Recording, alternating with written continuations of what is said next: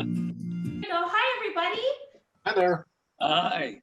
Liz Archuleta with HECHO, Hispanics Enjoying Camping, Hunting, and the Outdoors. And I am so excited you could be with us tonight for our holiday cocktails and conservation. As you know, HECHO, this is one of our signature events where we have about 4 cocktails and conservation per year.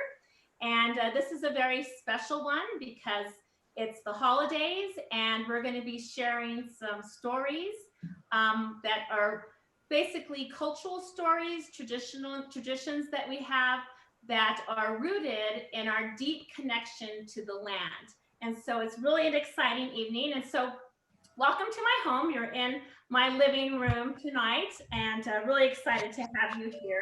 Let me start out first by introducing our HECHO team, our executive director, Camilla Simon, who would like to say a few words. Camilla?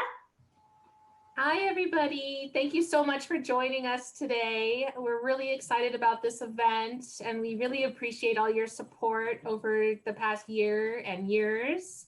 We're just really happy to be able to be together tonight and share some stories. So I just wanted to say thank you again, and we hope that we can stay connected in 2021 and hope that 2021 is a year when we can get back together again. And if not, we hope that you'll join us virtually as well. So thank you, everyone, and enjoy tonight. Great, thanks, Camilla. And I'd also like to introduce you to the rest of our HECHO team. I'd like to let you know that we have with us tonight Andrea Trujillo Guajardo, who is our policy director, Amy Dominguez, who's our communications coordinator, and Bianca McGrath Martinez, who is our program manager.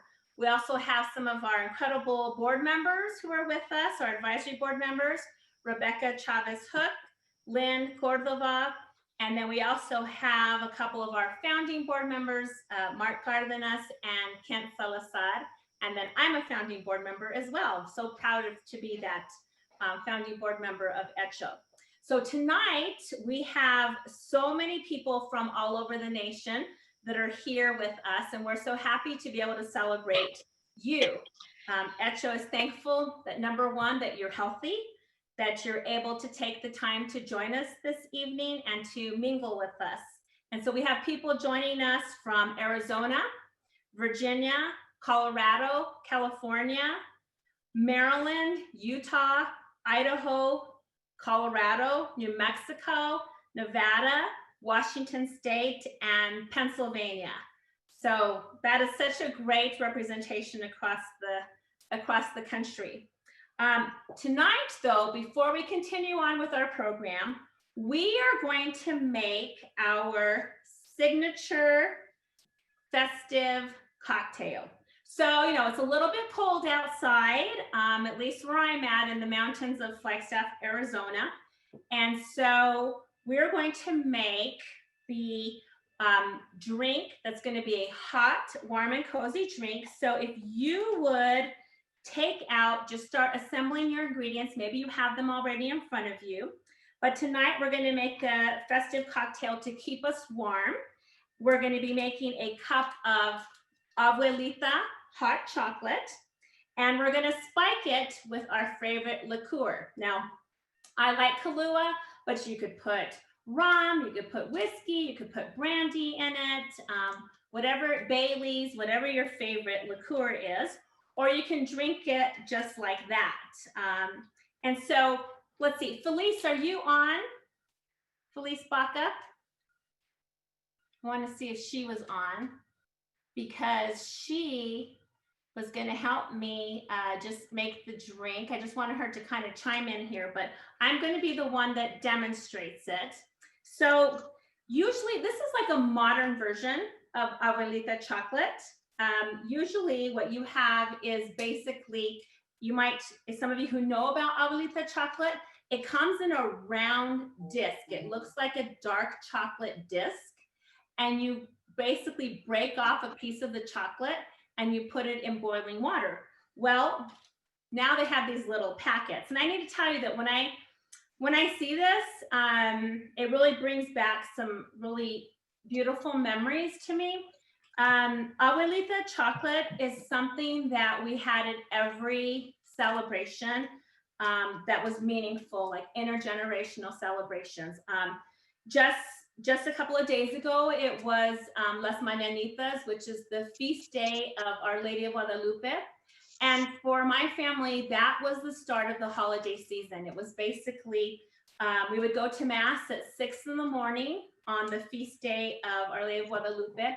And after, there'd be a big procession. It would be cold and dark in the morning. And after that Mass, we would go down into the basement of the church. And this is the church that my great-grandmother helped build during times when Flagstaff was segregated.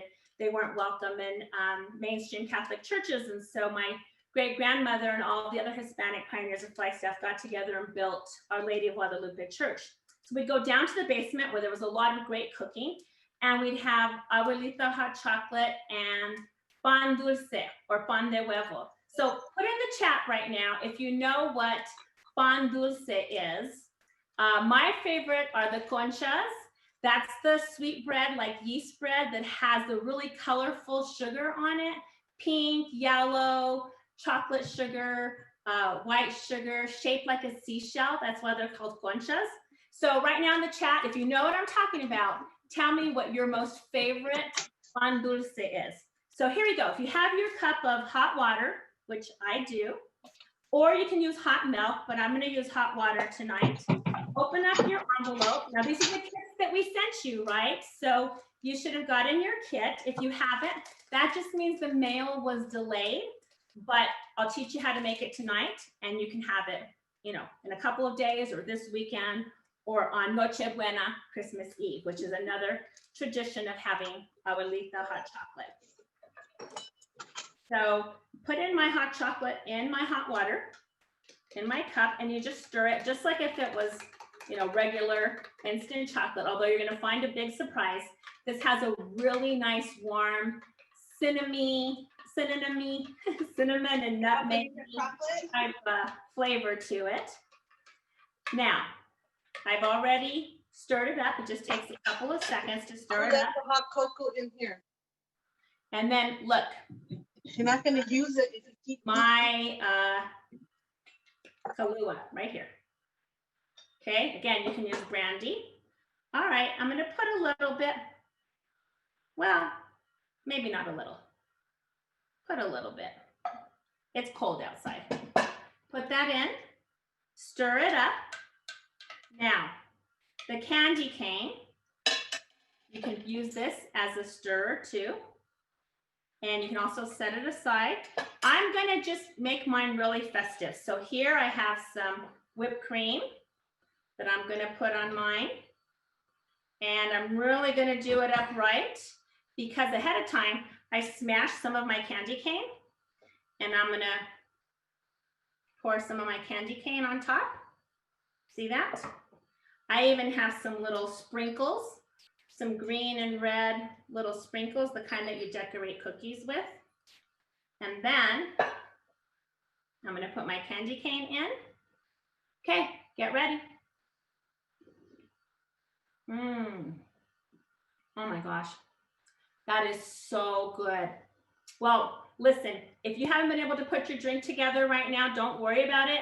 Pour yourself your favorite glass of wine, your favorite orange juice, your iced tea, your beer, open up something for yourself and just enjoy with us tonight. So I hope you'll make that, share that with friends. Let's see, what do we have in the chat there, Bianca or Amy? Are people saying that they know what the pan dulce is, pan mexicano? Yes, Liz, looks like so many people here love pan dulce and especially love conchas. It's so exciting to see everybody chime in.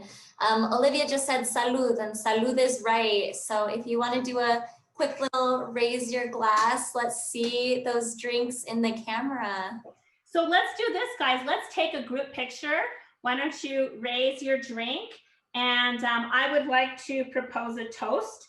So let's take a picture first, and then I'm going to propose a toast. Ready? You want to count down for us, Amy?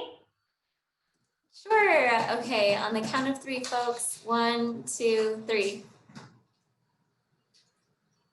Got it. Thanks, everyone. That's great. Well, let's just propose a toast if you don't mind. I'd like to keep your glasses up, your cups up. I'd like to toast to you, to all of us. Want to wish you happy holidays and buen salud. I hope that you will be able to reflect on the year 2020 and set some goals for 2021. I hope that one of your goals will be to continue our beautiful cultural traditions as Hispanos, Latinos, Mexicanos, and that we always remember that the land is there not only for us, but for future generations. Salud. Salud.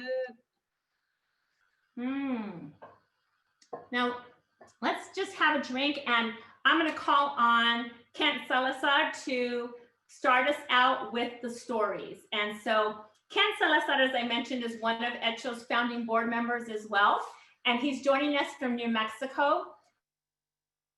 And so tell us about a story you would like to share from all of your experience, from either as your childhood or as growing up, but I know that you have an immense love for the land.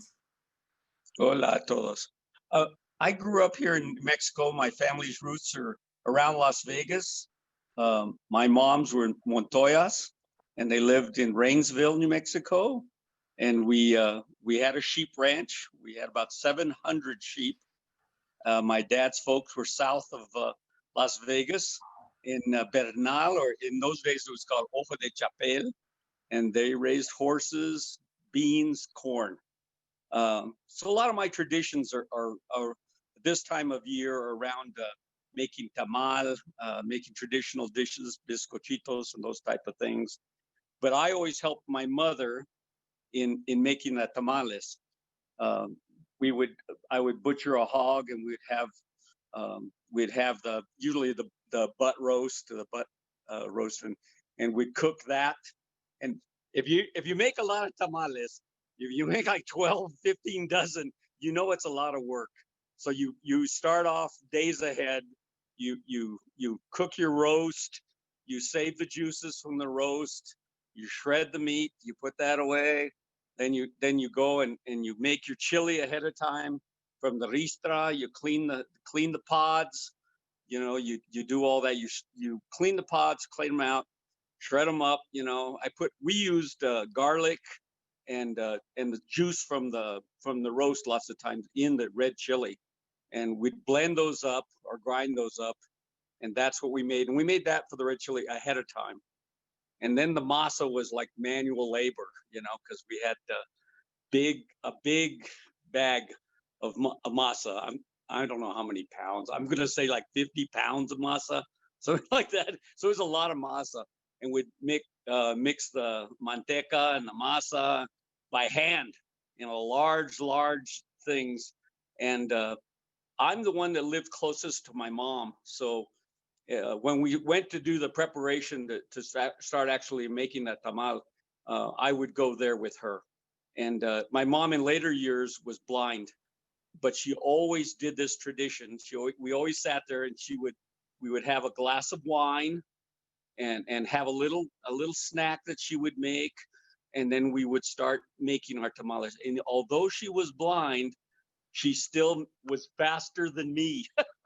She made lots of tamales. So that was a tradition that I always hold in my heart. Nowadays, I still make tamales, but I give it as a Christmas present to my various family members. I had 8 brothers and sisters. I now only have 5, but they all get at least a dozen tamales for Christmas. A lot of them are now vegetarians. So I make calabacita tamales, green chili cheese tamales, and those type of things for those folks. But it's an adaptation, but it's a time of loving family. And I always remember that in the thing. A lot of this time of year too, I hunt on public lands. So that's a big deal. And it used to be just the men went out and hunted. But nowadays, people are taking their daughters because we don't have We don't have sons around. So our daughters are hunting with us. But we take the meat and we use it. And I also distribute that because I live alone with my dog. And so I did this year, I didn't draw an elk or a deer. So I went out bird hunting and I shot a lot of birds, and they will all my brothers and sisters will get birds. And those came from public lands. And I just think that's a part of our heritage that we should all share and pass on. So espero que todos ustedes pasen un feliz Navidad y prospero año nuevo. Bye-bye. Thank you. Gracias, Kent. I really appreciate that. And it's true, like my tias, because my grandmother died when my mother was very young, but all my great aunts, all the tias were like my grandmas, like my abuelitas. And it's true, they could make tamales with their eyes closed and they'd whip them out so quickly. Yeah, I mean, the traditional red chili with pork tamales, or we make like the green chili with corn and cheese. So in the chat, why don't you write right now? Let us know like what your favorite tamale is. And can you tell me if you know what a sweet tamale is? I don't know how many people know about a sweet tamale, but it's a tamale with like, you can have like pinyon in it. It has cinnamon. It's made with the corn masa, but it's sweet. It has a special sugar called piloncillo, which you'll be able to see here in just a little bit. But it's a sweet tamale. So let me know what your favorite tamale is, and also let us know if you've ever tasted a sweet Mexican tamale. So thanks so much for that, Ken. And you, it's great that you also use like some of the game meat, right? Like from hunting for your tamales. Yes, I do. I don't know if I'm muted or not. No, Yes, you're on. Yes, I do. And my daughter, by the way, loves those with pinon and cinnamon and raisins. Raisins. Yeah. Yes. Yeah, those are so special. Yeah, and those go back like generations and generations. And, you know, making tamales is an intergenerational thing, as you mentioned, like from the little kids when they're, you know, the 2-year-olds or 3-year-olds getting their hands in the masa and getting all messy, to the professionals, you know, the great aunts and the abuelitas who are like just, you know, making like, you know, 10 a minute, it seems like, because they go so fast. And everybody makes them different too. I mean, some people tie them, some people make big fat ones, some make little tiny ones. So we have a big laugh about all that as we're making them. It's part of being familia, sitting there and talking and laughing and sharing the experience of making those to share. Absolutely. Well, you know, speaking of food, in your packet, in your care package that we sent to each of you, you have something in there in a little bag, and they're called bizcochitos. And so I want, if you would just open up your package. Maybe you already ate them. Hey, Steve is showing them. It's either a packet like this or a clear package or some type of like holiday package.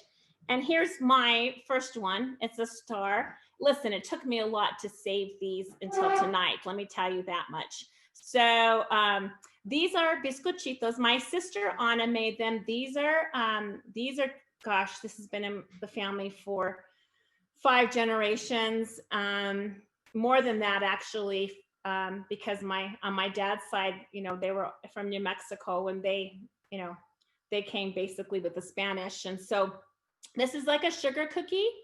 It has anise seeds in it, and some of them have piñón and some of them don't have piñón. And then it's rolled in cinnamon sugar. So I love to dip this inside my abuelita chocolate. It's just the best. So here, let's have a cookie. So good. Now, speaking of food, let's head on over to Arizona, where we have Juliana and Theresa Huereña, the 2 hermanas, the 2 sisters, who are cooking up something very traditional, and they're going to share a multi-generational tradition that they grew up with. So Teresa and Juliana, please let us into your kitchen. Can you hear us? We can hear you. Oh, wow, Okay. I see you. Yay. All right. So Oh, I love your shirt. I love your blouse too. That's okay. Juliana, tell us who you are so we know who's who. Like, so, I'm Juliana Huereña. I live here in Phoenix, Arizona. And we wanted to share a story about how we prepared this food we're going to share with you. And so I want to start off with piñón picking, because when we were young, we would do that with our family. So it was a lot of preparation. We had to make sure we had everything from the coffee cans to the bluebird bed sheets so that we can collect all the piñones. And so we would drive 10, 15 miles east of Flagstaff, and we would drive around and around just trying to find that best tree. My dad would go and get off of we'd be in our camper truck. He'd go out there and find a tree that had lots of piñones, and he would literally go inside the tree and just shake that tree and make sure there was enough piñones falling down so that we could go and start picking on the piñones. And he'd be full of sap and sticky every time. Yep, but we would get our cans of coffee were filled up with piñones. So we wanted to share what we would do with those piñones. And what we prepared today is we're gonna make mince-meat pie. And so Teresa, you want to talk about what you put in here? Yes. So what I did was, normally we would use a roast of a deer. My brother would go hunting and my mom would get one of his roasts from the deer or elk. And so she would roast the meat, and then she would actually get the meat, and she had a hand grinder, and then she would put the meat through the hand grinder, and then she would put the meat back on the roast, and then she would start seasoning it with piloncillo and brown sugar. And then of course she'd put like a nice cup of brandy in there, and then she would add piñones. So I don't know if you can see really well, but I have already processed and made the meat here, and there's piñones on it. And so we are gonna make the mincemeat empanadas.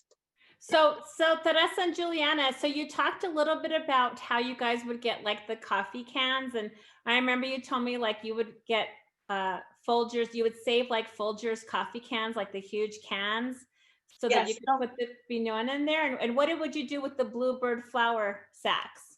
So my dad was a coffee drinker, so we always had the tin coffee can, and he would save a couple of those when it was close to piñon season. And so my dad was also a tortilla maker, flour tortilla maker. So he would also save a bag of the bluebird, the bluebird flour bag. So that way we would pour those piñones in that bag when we were done from one tree to the next tree. And then he would shake the tree. You put the sheet around the tree, right? And Oh, he'd go yeah. and shake the tree. Yes, so my dad was the brave one, and he jumped into the tree, and we made sure that all the tree was surrounded by the bed sheet, so that way when he did that grand shake, all the piñones would fall in. And who would go? Oh my gosh, there was at least 20, 30 of us. It'd be like, yeah, it would be like a big old caravan, and everybody would have whatever vehicle they had, and go get a bucket of KFC chicken right after church. And we'd get our aunts who were like our grandmothers, and they would just hop on in the truck and they'd be ready to help pick piñones. Everybody would just do their share of piñon picking. And you were picking them one at a time. So lots of hard work there. And you probably gathered pounds and pounds, right? Oh, like probably 20, 30. Yep. That's Then we great. would come when it was time to come home. Then my dad would get his cast iron pan, and then he would roast the piñones on there. and then he would add the water and salt, and then just have them roasting with the water and salt, and then these piñones would be in white because they'd be covered with salt. Yeah. Just grab Well, your handful and put them in your pocket, and you're ready to eat. Then that was a task. Try to bite onto the shell and not bite too hard. That's great. And then someone got the lucky job of shelling the piñones for the empanadas then, right? Oh yes, Oh, yeah. There wasn't many piñons and packages like that you do now in the store. So yes, you would have to shell the piñones and get them ready to make for the mincemeat. Well, listen, while you guys are making that, why don't we have people put in the chat, first of all, if they've ever picked piñones, which are basically the nuts from the piñon tree. And let us know if you've ever done that. And if you can relate to just how much work that is. And also let us know if you've ever made these traditional mincemeat empanadas. And they do turn out the best when you do have a deer or an elk roast. You mix the deer or the elk meat with beef and pork, or you could just do beef itself. You could just do all game meat. But yeah, they're so tasty, and it's a long process, so I know they're hard to make. So right now, basically, you're filling the dough, right? Yes. And there is an art to what you're doing right now too, right? Like making that little braid. You would make like a little braid. My mom would just get the dough and then just turn it. So it kind of had like this cute little braid, like a nice little touch to it, where she would just fold it so the crease would close up. And then that way you would just put it in the oil and deep fry it. Because this is actually sopapilla dough. So my dad would make the dough, and then my mom would make the mincemeat. So it was actually a nice little team effort they would have, and they'd be in the kitchen together making this, delicious tradition that my mom had for us for many years. And I think she was the only one in our family who made this. We didn't really have anybody else in our family who would make this. So this was actually my first time making this. I remember her making it. And so it did pretty much turn out a lot like the way she would make it. It had the same taste. And so, yeah, so I was really proud of myself for actually making the mincemeat like she did. Yeah, so we did a team effort, and I made the sopapilla mix. She made the sopapilla mix, and I made the mincemeat. So Amy and Bianca, what are people saying about this? So has anybody picked piñones before or made the mincemeat empanadas? Take it away. Yeah. Oh, Amy, you got this or me? I can't see. Take it away. Okay. You got it. All right. Yeah, so hold on, I'm just scrolling up.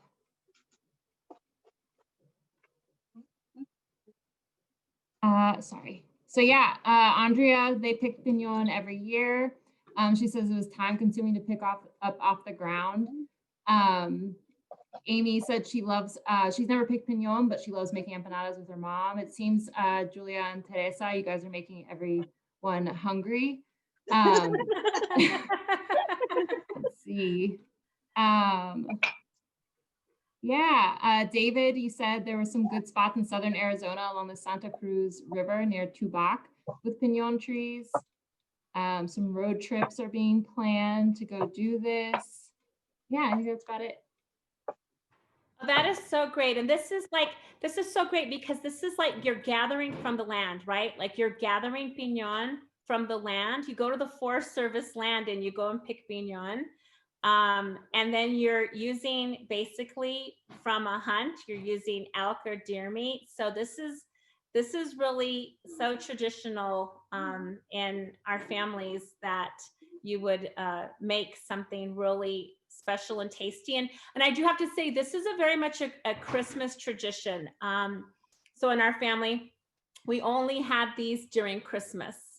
And so that's why it was super special. And I remember like being limited, like you could maybe have like 2 each because they were so popular. It's like, okay, you get your share. Here's your 2. Here's your 2. Better nurse it and enjoy it. So are we ready to see the finished product? We're almost there. We're almost there. You can see they're turning pretty brown and beautiful. And that's just regular like canola oil, or right? Yes, yes. That's great. So can we open one up and see what it looks like? Sure. And they're best when they're hot, right? I mean, they're just when they're So this is fresh. what it looks like here. It's really nice, beautiful brown. Oops, it's not showing.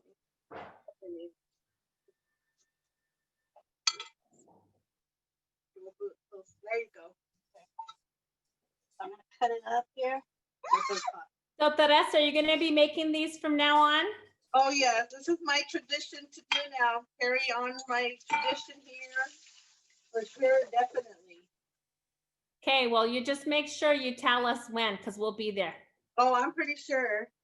Oh, that looks great. Well, that's wonderful. Well, thank you guys for sharing that with us. We really appreciate it. And, you know, maybe one of these days you can part with your recipe. We'll see. You know, sometimes our recipes, we don't like to part with them, but Oh, I in the know. name of that for tradition sure. and passing it on, maybe you'll part with it.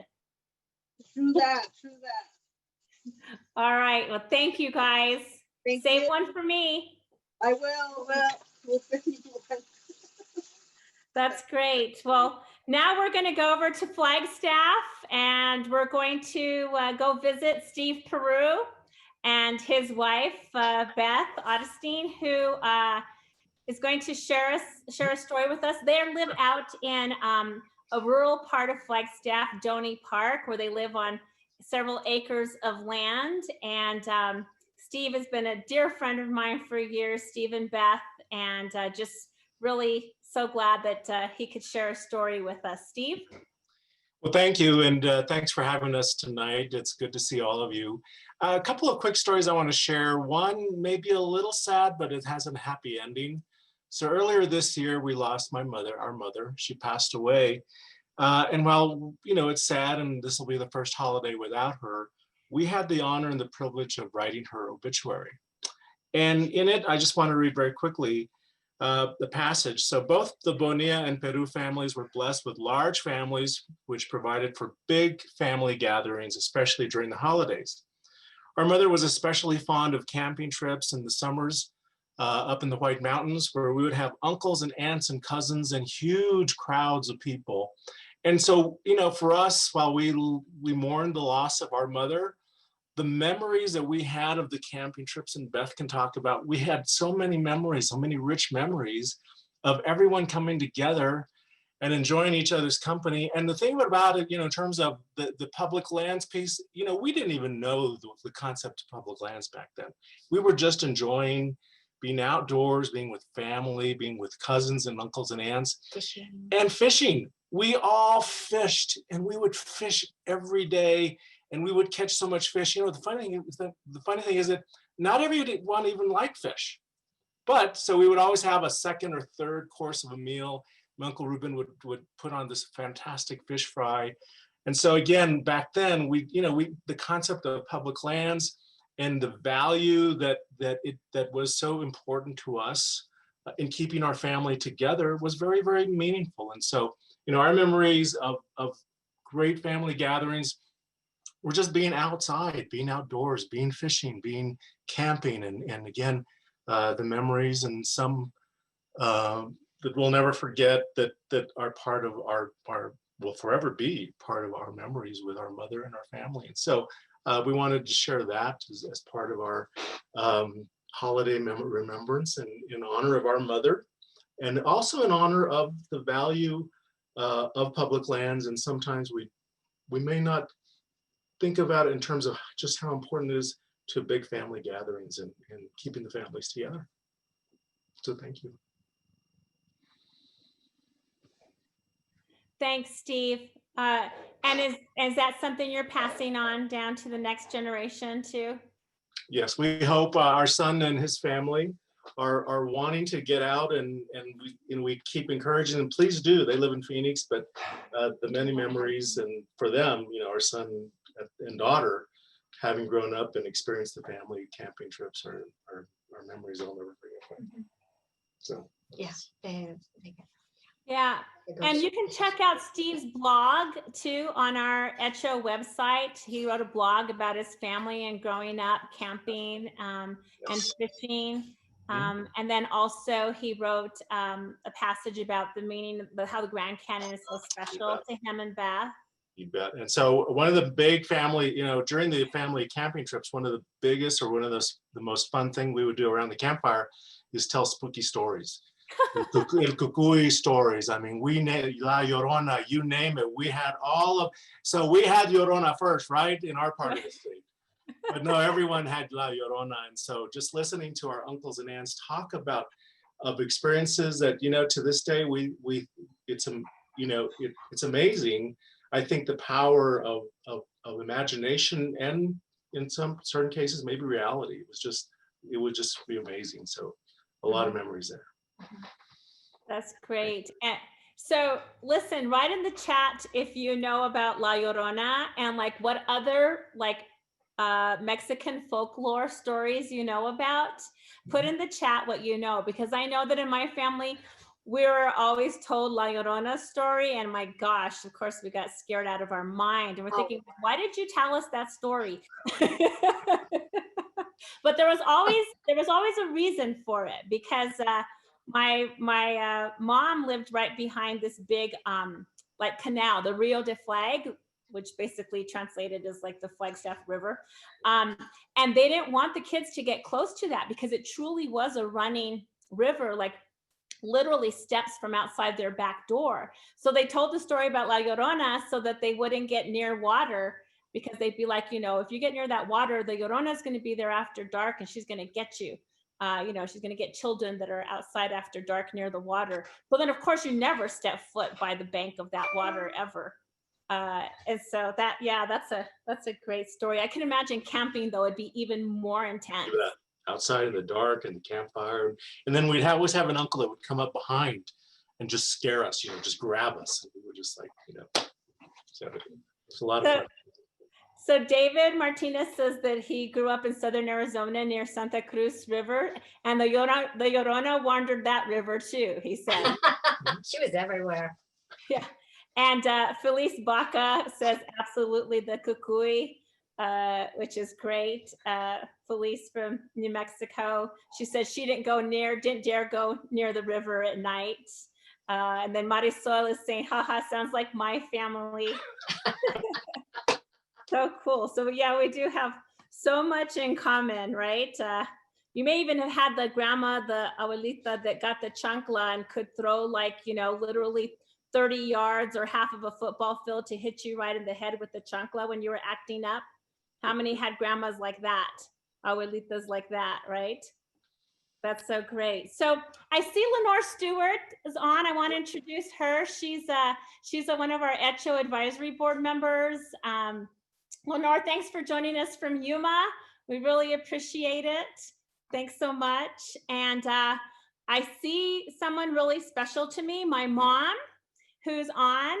She's over at her house there in her dining room, and she has actually the Virgen de Guadalupe there. I was telling you about Las Mañanitas, which is a really special start of the holiday season. And so my mom every December 12th, well, actually the night of the 11th, will put her Virgen de Guadalupe tablecloth on, put flowers, and put a picture of the Virgen de Guadalupe there to start the holiday season. Hi, Mom. You're on mute. But hi. We'll take you off mute. Okay, well, in just a minute, we're going to have everybody share stories. And we're going to put you into breakout rooms to share stories. But I wanted to share one from my family, if I could. And so I know I have my mom and my brother that's there. And I know my dad is busy right now making nacimientos. A nacimiento is basically a manger scene.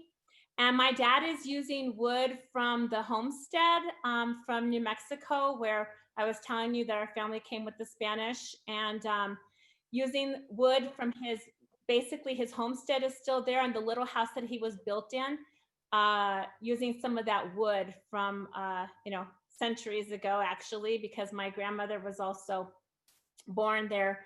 And so that's the nacimiento. That's one of them that he built. And I know he's trying to build one for my 11-year-old. And so my dad is in his mid 80s and wants to get that done as an heirloom to pass down from generation to generation. But it really is my mom and dad that just developed a really strong ethic in us in terms of being stewards of the land. And I just wanted my brother to share a little bit about going to get the annual Christmas tree.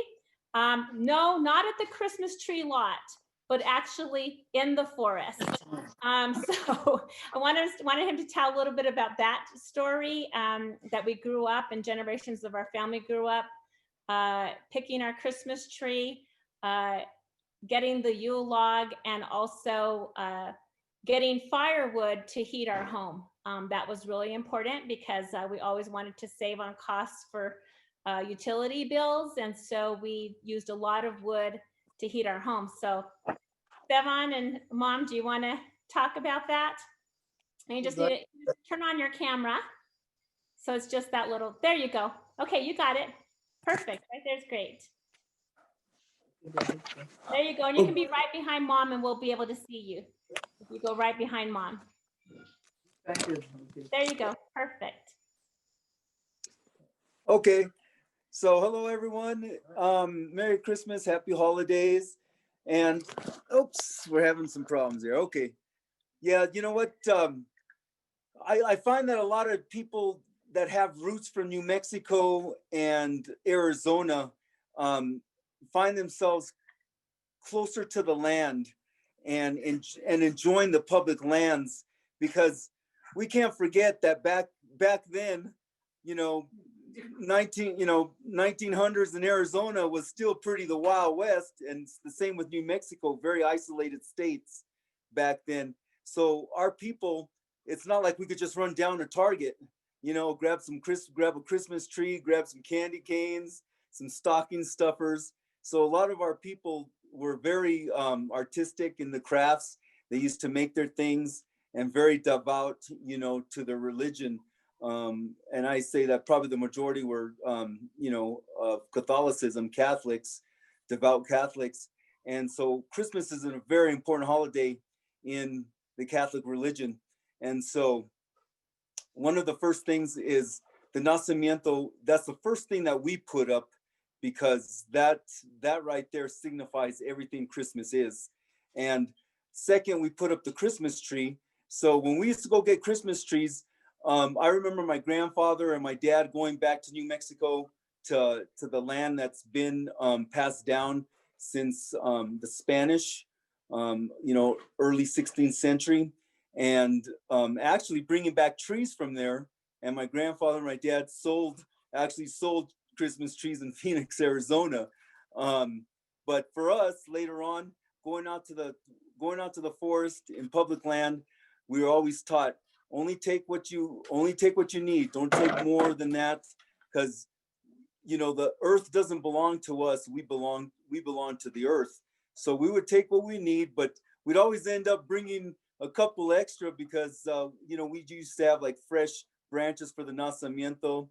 That was one thing I remembered. But my most favorite thing was probably finding the Yule log for Christmas Eve or Christmas Day. So we usually have two.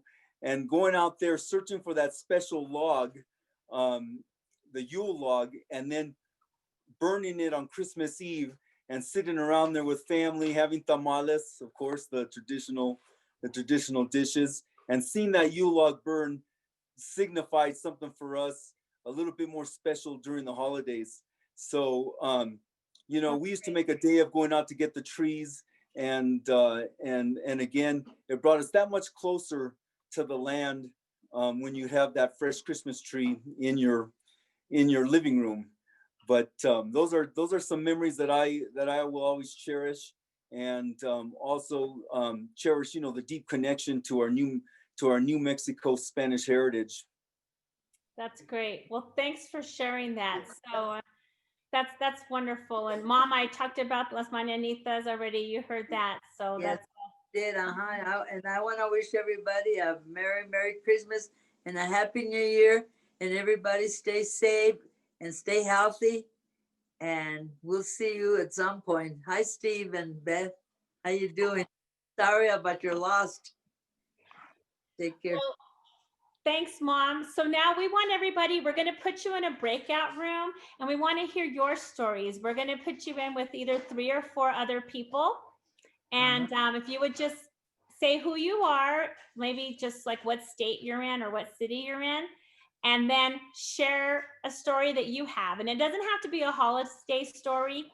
It can be, maybe it's a story about just your connection to the land, or just a tradition that you have that is belongs to your family, and that would be really neat. So we're going to invite you to go into a breakout room, and you'll be in there for about 7 minutes.